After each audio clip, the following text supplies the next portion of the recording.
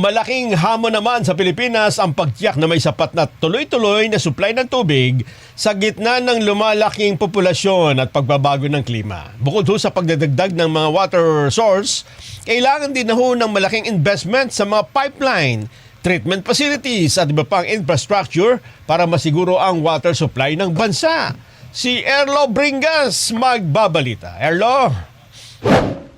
Patuloy na lumalaki ang pangangailangan ng mga Pilipino sa tubig habang dumadami ang populasyon. Sa labas ng Metro Manila, malaking bahagi ng serbisyo sa tubig ay nasa mga local water district. Mahigit 500 water districts ang nagbibigay ng serbisyo sa mga probinsya, kabilang ang pagpapaunlad ng water resource at pag-aayos ng mga pipeline. Pero sa kabila niyan, hindi lahat ay may sapat na pondo para maisagawa ang mga kailangang proyekto. Ayon kay Dr. Dixon San Juan, ang Vice President for National Affairs ng Philippine Water Works Association at General Manager din ng Morong Water District, malaking hamon daw sa kanilang hanay ang kakulangan sa pondo, lalo na sa mga water district sa mga probinsya.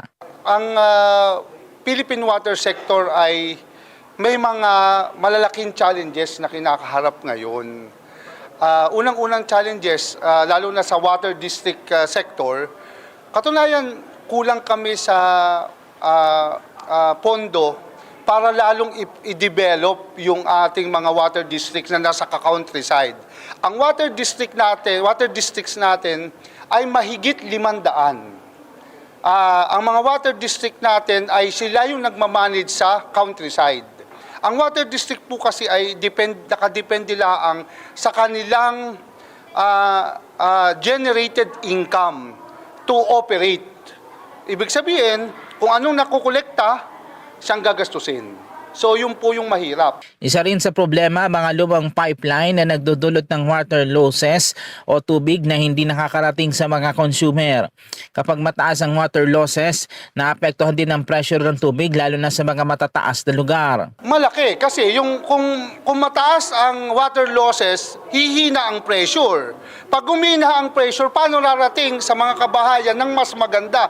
Lalo na kung matataas or elevated yung mga susuplayan. So, isa pa yan, maraming water districts ang may problema in terms of NRW. Kasi po, yung mga aging pipes at saka yung, hindi lang aging, old pipes, hindi namin magawa dahil it costs multi-millions of pesos. Habang inaayos sa mga lumang pipeline, kailangan din ng mga bagong water source para makasabay sa patuloy ng pagtaas ng demand. Kabilang sa mga kailangan ng pagtatayo ng dams, pag-develop ng water sources, water treatment plants at mga bagong pipeline.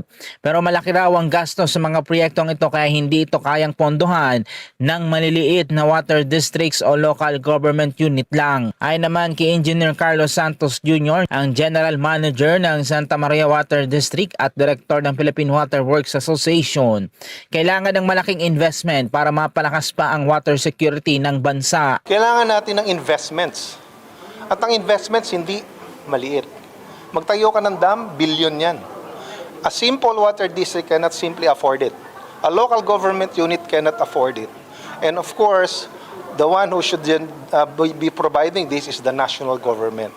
Yun ngayon ang kulang natin sa ngayon. Kaya para sa mga water expert, hindi lang pagdagdag ng supply ang dapat paghandaan, kundi pati na rin ang pagpapaunlad ng water infrastructure at pagprotekta sa mga water source. Sa pamamagitan ng isasagawa ang IWA Aspire 2027, inaasang magkakaroon ng pagkakataon ng Pilipinas at iba pang bansa na magbahagi ng mga teknolohiya at solusyon para sa mas matibay na water security sa gitna ng climate change.